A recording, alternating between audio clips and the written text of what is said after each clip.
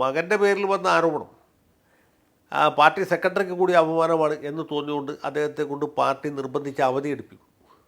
അദ്ദേഹം party secretary സ്ഥാനത്ത് നിന്ന് മാറി നിൽക്കും. ചുമതല വിജയരാഘവൻ സഖാവിനെ ഏൽപ്പിക്കും. അങ്ങനെയാണ് സംഭവിച്ചത്. അത് കഴിഞ്ഞ് അദ്ദേഹം പാർട്ടി ഈ ബിനീഷ് കോടിയേരി ജാമ്യം കെട്ടി പുറത്തു വന്നതിന് ശേഷമാണ് ബാലകൃഷ്ണൻ സഖാവ് വീണ്ടും പാർട്ടി സെക്രട്ടറിയുടെ ചുമതല ഏറ്റെടുത്ത്. പിന്നെ അധികം വൈകാതെ അദ്ദേഹം മരിച്ചു എന്നുള്ളതാണ് ചരിത്രം. അപ്പോൾ ഇങ്ങനെയൊക്കെയുള്ള ചരിത്രങ്ങൾ പാർട്ടിയിലുണ്ട്. വേറെ പല നേതാക്കന്മാർക്കെതിരെ വെറും സംശയത്തിൻ്റെ അടിസ്ഥാനത്തിൽ നടപടി പുറത്താക്കിയ പാർട്ടിയല്ലേ. ചാത്തുണ്ണി മാസ്റ്റർ എന്ന് പറഞ്ഞ വലിയൊരു നേതാവുണ്ടായിരുന്നു, K Chathunni master. EMS AKG കഴിഞ്ഞാൽ പിന്നെ മലബാർ ഭാഗത്ത് ഏറ്റവും ഗംഭീരനായ നേതാവായിരുന്നു. അദ്ദേഹത്തെ എങ്ങനെ പാർട്ടിയിൽ നിന്ന് പുറത്താക്കിയത്? എന്തിനാണ് പുറത്താക്കിയത്?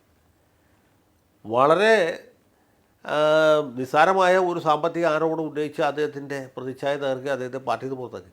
അദ്ദേഹം പിന്നെ അധികം വൈകാതെ മരിച്ചു എന്നുള്ളതാണ്. അപ്പോൾ അങ്ങനെ ഒരുപാട് ആളുകളെ പുറത്താക്കിയും അവരുടെയൊക്കെ ശാപം ഈ പാർട്ടിയുടെ തലയ്ക്കും മീതെ ഇങ്ങനെ നിൽക്കുകയും ചെയ്യുന്നുണ്ട്. ഇതൊക്കെ ആളുകൾ അനുഭവിച്ചിട്ടല്ലേ പോകാൻ പറ്റുള്ളൂ. അതുകൊണ്ടാണ് ഇപ്പോൾ 10 കൊല്ലം കേരളത്തിൽ ഏക ഛത്രാധിപതിയായിട്ട് ഭരിച്ച ആളാണ് പിണറായി വിജയൻ.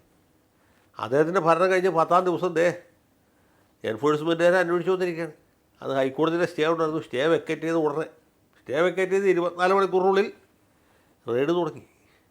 അപ്പോൾ ഇതാണ് സംഗതി. ഇതൊക്കെ ഒരുപാട് കാലം ആളുകളെ പറ്റിച്ച് മുന്നോട്ട് പോകാൻ പറ്റുകയില്ല.